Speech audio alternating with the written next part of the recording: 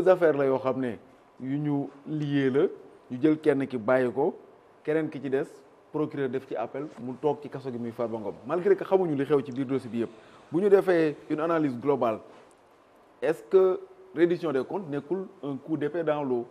par rapport ak ñi gis nga xam ne ñu baree bari jàppoon nañ leen mais finalement ñi ci des ci kaso gi fi mu nekk nii da ngay wàññi boo xoolee Abdoulaye Mbow sànq mi ngi lim mais lim bi par rapport ak ñi ñu doon jàpp du benn. mun deful ndànk.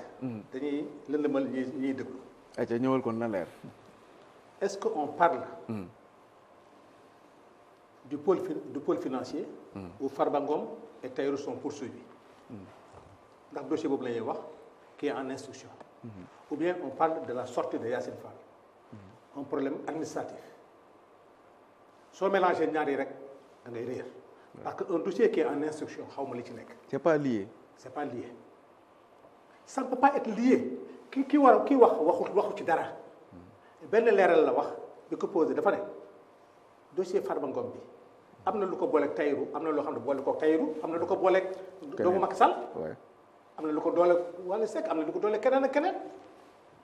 dañ ne bande organisée l'enquête du benn du ñaar am na koo xam am na koo xamul xëy na jaaykatu caab bi nekk ci mbedd ma sax xëy na am na lu mu ci taxay. quand on parle d'instruction d'une bande organisée du affaire benn nit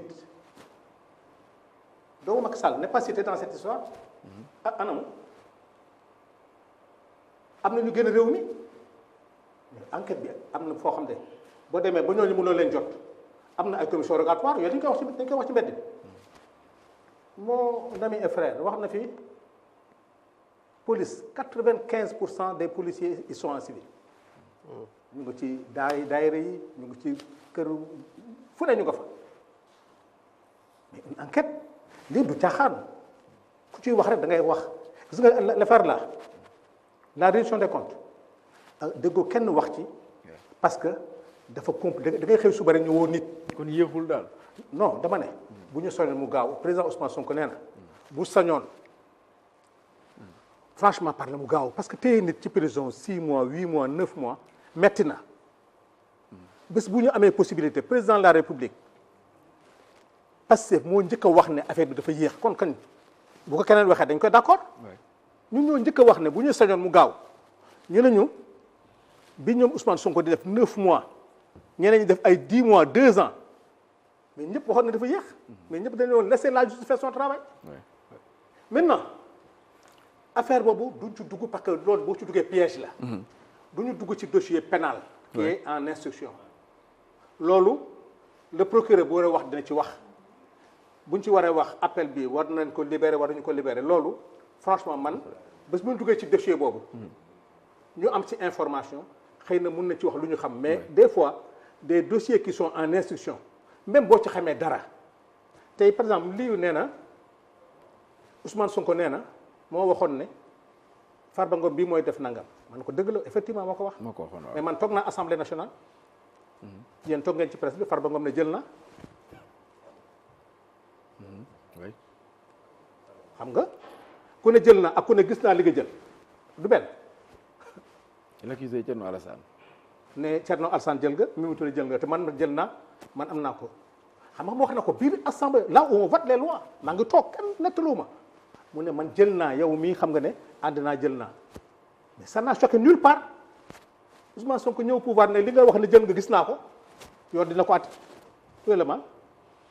c'est pas lui la justice sax yoon dina ko àtte moo tax yoon na koy àtte nañ ko yemale foofu maintenant Yacine Fall ministre du sport bu fédération amee problème day génn wax tey kii sant le ministre de l'urbanisme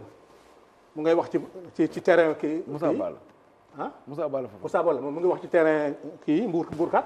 c'est un problème boo xam ne tey day dem justice pour que waxagul ministre de la culture Amadou Ba bi problème bi amee ci affaire kii yu Thiès bi Radisson bi ak Thiès bi est-ce que waxul du wax na pourquoi ñu ne lox procureur du wax tey chaque fois qu'un problème administratif le ministre est sorti il a parlé et Yacine Fall waru wax ci administration pénitentiaire kon benn ministre waratu wax ci administration suivant son département parce que justice dafa sensible mais Yacine Fall li mu wax il faut que ñu comprendre ko nit ñi nee na équilibre je suis entièrement d'accord équilibre moo tax ñu yemale ñëpp ci prison bi. amul une prison pour les riches am na nag privilège de juridiction. moo tax député am na noo xam ne. même bu dul député même en prison ñoom sax chambre yi nekk bokkul ak chambre yi paquetage kon xam nga ne kon am na privilège jox nañ ko mais ñun la ñuy yóbbu ci mais nag dafa am loo xam ne du privilège c'est la sécurité de l'État bu kan fooyee quand même téléphone quand les gens minimisent le téléphone c'est que xamuñu luy téléphone mais les gens n'ont pas compris que Yacine a dit que PV dañoo fekk ay PV comme d'audition mais loolu sant mais xam ngeen ne. PV yaa ngi génn ci presse bi de. non attention Ousmane Sonko. presse bi moom duñ dugal PV bi nii. dama ne plagié ko ci biir mais ñu ngi koy traité bu baax sax. est-ce que dañuy promouvoir lu bon. baaxul. prison yi fouilles yi sax chambre indienne dafay am. oui bien sûr. lu ne dafay am na yoo xam ne ay actes yoo xam ne sax buñ la koy nekk sax du ko bëgg a dégg. mais dañ ne est-ce que loolu dem na ba ne suñu prison yi li fa nekk baaxul jaaduwul. c'est dans un pays des droits de l'homme am na loo xam ne jaadu dama ne contenu moo am solo Farba li mu def c'est condamnable amu ci droit il n'a pas le droit d'user un téléphone portable ci biir prison benn mais loolu moo tax booy communiquer dañuy xam li ngay communiquer c'est la sûreté de l'État les gens ont engagé xam nga mon ami wax na ko nee na même booy xool yenn prison yi attentat yu bëri affaire yu bëri ci biir prison lañu ko organiser avec des téléphones évasion yu bëri ci lañ ko organiser mais dama ne quelqu'un qui te dit que il a parlé d'un pays. Carlos Ghosn avait organisé ba génn dem yoonam. waaw jóge Japon dem. xam nga yu bëri am na fi. booy jinne je m'excuse di ko citer organisé fii def na fii leneen ak leneen dans des pays développés. tey bu lan moo tax ñaari prisonniers bu ñu bokkee benn affaire du leen boole chambre ñu bañ a communiquer. lan moo tax des fois liberté provisoire ñu koy bañ ñu koy joxe xam nga lu tax pour éviter comme yenn yi wala xam nga justice moo xam ne muy fonctionner maintenant ñun lan moo ñu intéressé. xam nga lan moo ñu intéressé. est-ce que Farba Ngom am na droit yor téléphone portable non. est-ce que am na droit wax ay bu dee ay njabootam lay waxal mais c'est organisé am na fa téléphone bu fa nekk da ngay fay garde bi taxaw nga ngay wax muy déglu xool ban numéro nga woo su paree mu rendre compte ñi ku xam lépp loolu lay dem maintenant. beneen question parce que da nga wax ñaar. waaw beneen bi est-ce que amul daraay politique ci ginnaaw. am na xam nga dafa mu am politique parce que Farba est un politicien. c'est un politicien mais le dossier il est judiciaire. yéen a wax ne politicien. dañ naan ñun politicien dañ naan politicien fenkat sàcc lan la ñuy tuumaal sa takkaay bu xawee furi sax ñu ne takkaayu politique la mais il est temps dans ce pays et en Afrique qu'on arrête la malgouvernance dans ce pays. L'Afrique a été pillée l'Afrique a été appauvrie donc tey ñun ñëpp dañoo war a bokk ndey bokk bàyyi xam ne coono bi ñu dal tey c'est parce que nos ressources ont été pillées que ce soit ressources minières ce soit suñu lépp alal ji ñu am ci Sénégal depuis l'indépendance ba léegi ñu am ko te ñu nekk ci situation yu mel nii koo wax mu ne mënul def nanga mais je dis que tey bu ñu encouragé wul ces dirigeants là pour que li nga xam ne moo doon am ci réew mi ñu arrêté ko bañ a am privilège ñi fi jël den ñu nii lañ leen bàyyi non ñi fi nekk donc mën nga jël leen li ngeen dem ku ñëw jël dem bu keroogee ñu xam ne ñun nous sommes maudits. bañ jógee léegi aussi on rappelle léegi mu mat 2 ans bañ jógee ci pouvoir bi ñoom. ba léegi def nañu li ñu war a def ñun. xam nga kii nee na la le dossier des Farba là. bu CENTIF ñoom dañu nar a topp ba kañ après. mais léegi yow. la ñu plaider ñun. donne les moyens qu'il faut à la justice. on donne les moyens parce que ñoom aussi. wax nañu il manque du personnel. il manque loolu dañ ci war a góorgóorlu pour ñu am autant de moyens. pour que dossiers yi ñu leen jox. ñu atte ku def. ñu téye la ku deful ñu bàyyi nga dem mais bu ñu jël affaire bi di ko sàggane xam nga bu ñu ko sàggane c'est une chose extrêmement sérieuse quand on te dit des PV d'audition étaient sur portable wax na ak ay pays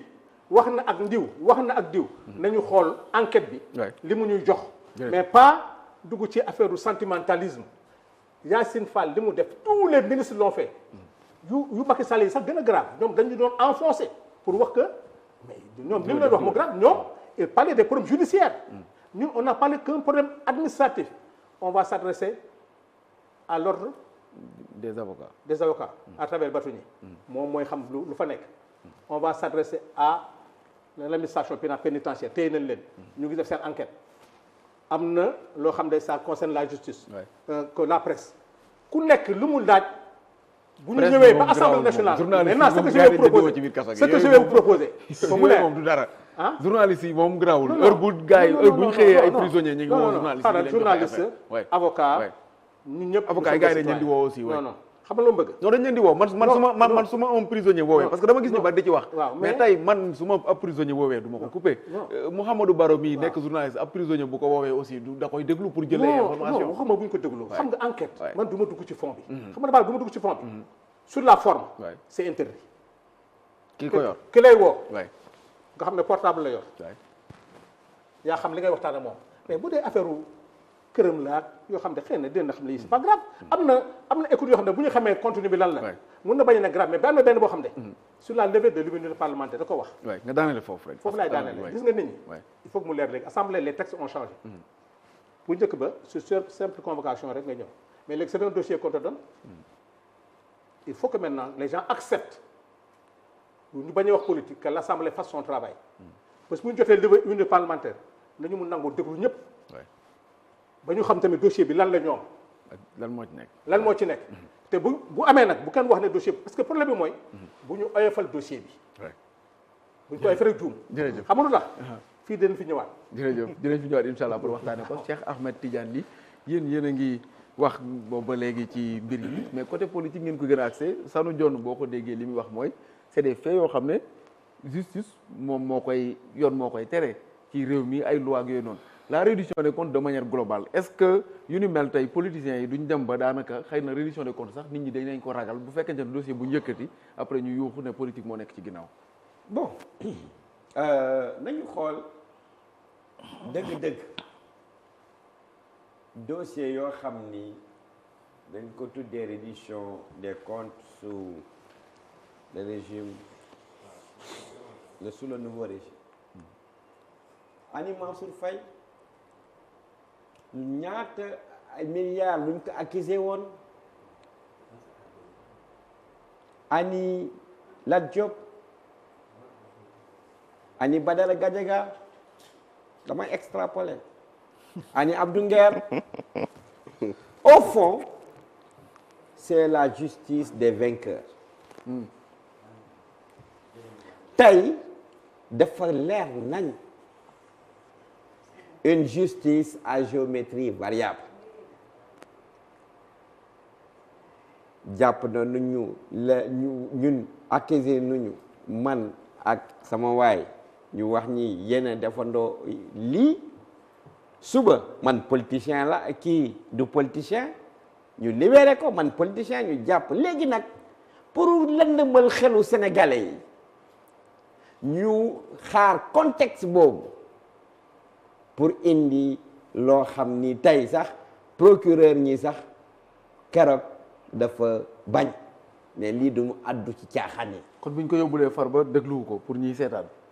pardon ma ne bi ñu ko yóbbulee Farba kon dégluwu ko. le procureur. waaw procureur dañ ne dafa war a déglu Farba Ngom. waaw après ñenn ñi ne retenirul benn charge contre lui am ñu ne juste immunité parlementaire bi moo tax dégluwu ko. waaw léegi nag par rapport ak loolu. lu muy undu. mooy man dama am bettel gis nga Yacine Fall bi. bu mu demee ba kii diplomatie sénégalaise. madame Gros Calibre ak yooyu.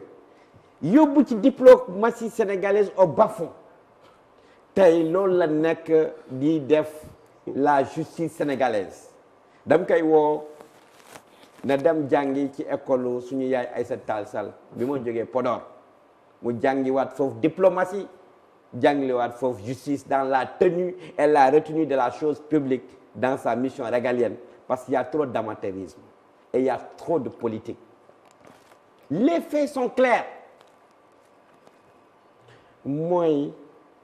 kii nii bàyyi nañ ko Sénégalais yépp xam nañ ni lii nii kii bàyyi na ñoom ñaar ñoo bokkoon dossier yow avant loolu sax lan moo gën a grave dossier médical loo xam ni c'est les conventions internationales boo xam ne Sénégal daf ko ratifié. Que vaut maintenant la signature des médecins de l'ordre des médecins du Sénégal seen signature léegi ay caaxaan la nañu waxante dëgg bañ ñooñu def contre expertise signé loolu day wane lan acharnement loolu lan lay wane mooy l'exécution de la commande de la primature loolu moo am tey ci dossier bi en vérité c'est un dossier vide en vérité c'est un dossier politique instrumentalisé à outrance et les faits sont là tey nag moom Yacine Fall yàqamti xam nañu déjà 10 mois 11 mois jàppuñu dara parce que fii kan ma wax ni ban lu ñu indi bu jugé guñ ko de mais suñu juge d'instruction bi magistrat yi su nekkoon rek dossier bi daf ci gis lu lëndëm gis ci lu amul yoon ñun nag wax dëgg yàlla dañoo am état de droit am ay magistrats yu maandu jamais ñu accorder une liberté conditionnelle. mais loolu c'est un peu différent nit ki mën na am liberté ñu xam ne aussi def na maanaam parce que procès dina am wala dafa feebar wala mais si nekkee ni li ñu lay wax ni dafa leer flagrance nekk loo xam ni amul luñ loo xam ni dañ koy loo xam ni muccum ayib loo xam ni dafa leer nañ comme ni bëccëg su nekkoon flagrance boobu amoon na liberté boobu kenn du ko accordé loolu musul am dans l'histoire judiciaire du Sénégal gis nga lii c'est un cas d'école lii dafa nekk loo xam ni malheureusement ci bilan bu doy waar ci thématique boo xam ni ñu ngi dem loo xam ni tey l'actuel régime daf ko dugal Sénégal ci guuta économique tey nag mu gën a dugal Sénégal ci guuta am na ay comparaison yoo xam ni même je suis pas d'accord sax mu ñu doon wax ni suñu yaay Aïssata Tall defoon na fi conférence de presse mais le contexte est différent dafa amoon ku jóg ci Sénégal ne dem leen gats ku sa yaay dee nga juraat Macky Sall dañ koy génne ci palais bi doggati ko comme Samuel Doe mooy lan mooy insurrection mooy xeex mooy dem leen joxe seen bakken boobu nag état dans sa mission et dans son rôle il fallait que état taxaw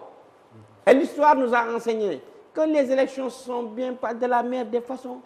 mooy que ñun tey Sénégal non monsieur Dione dama la déglu nag ba nga pare wax dëgg yàlla justice bi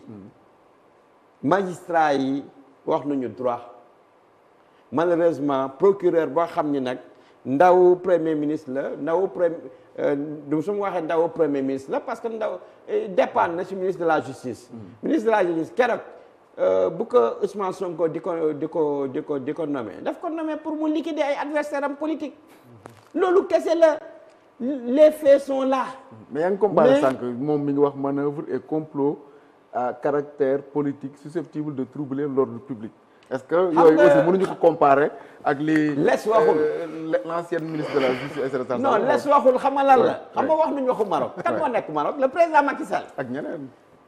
mais moom la xel yi déglu leen rek ñu wax léegi ñoom lu ñu bëgg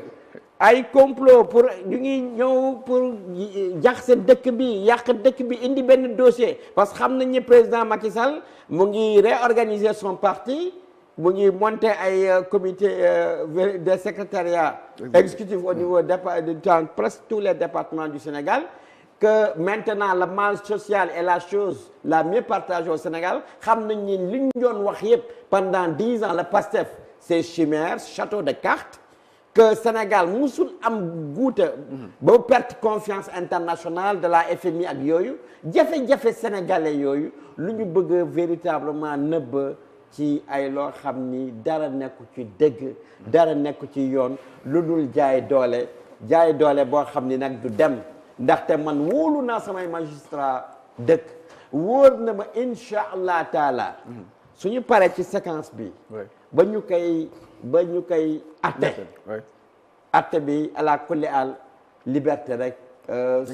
comme ni ñu leen libéré ñoom ñaar yëpp procureur bañ puisque procureur dañ ko yónni mais foofu incha allah su ñëwee ba ñu yegg foofu nag gis nga lii ay bruit la rek loolu nag c'est la marque de fabrique du Pastef des contre-feux benn affaire ñëw ñu jéem a créer benn affaire pour lëndëmal xelu Sénégalais yi nañu xam ni nag naxoon nañu Sénégalais yi mais Sénégalais yi léegi yeewu nañ lool léegi Sénégalais yépp xam nañ ni ñii pexe ñii véritablement def loo xam ni ay pexe rek nu ñuy lëndëmal ay xelu Sénégalais mais Sénégalais yi xam nañu ñoom ñooy ñan gis nga Farba Ngom bii man mi di wax ak yow j'étais pas d'accord ci moom ci yenn dérive langage yi dama ko doon signer di def ay chronique j'étais pas d'accord ñun c'est des principes qui fondent la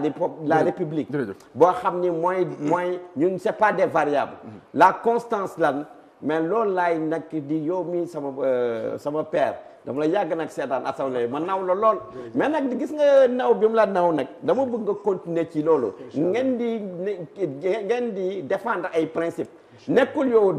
li nga doon xeex démb tey nga koy défendre non il faut qu'on soit constant te xam nañ ni man personnellement à un instant j'étais pas d'accord avec le régime du président Macky Sall dama doon dem plateau di ko dénoncer dama doon dem ay place de l'Obélisque di ko dénoncer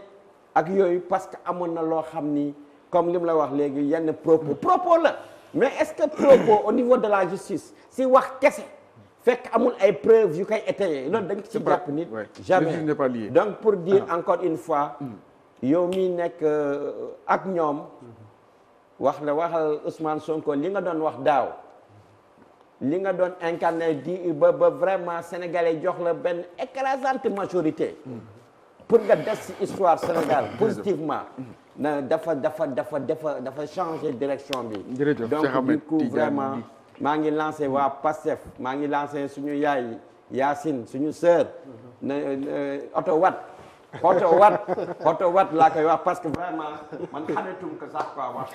moom doy na waar musul am ci histoire Sénégal waaw lii nag lu muy feeñal rek wax dëgg yàlla mooy que ndeysaan que c'est un régime aux abois régime boo xam ne vraiment dafa échec dafa laaj te alhamdulilah rabbil alamin suñu frère l'honorable député Farba Ngom ba gis nga fu mu nekk nii il est blanc comme neige. jërëjëf Mouhamadou Baro yow lay jox kàddu gi ndax dama bëgg am sa xalaat ci par rapport ak reddition des comptes parce que annoncé nañ ko avant loolu def nañ déjà assise de la justice après daal di ñëw reddition des comptes bi commencé bëri ñoo xam ne convoqué woon nañ leen woo leen ak yooyu noonu ñi ngi ciy gis yu bari di ci dégg yu bari ñii di wax ci yéexaay bi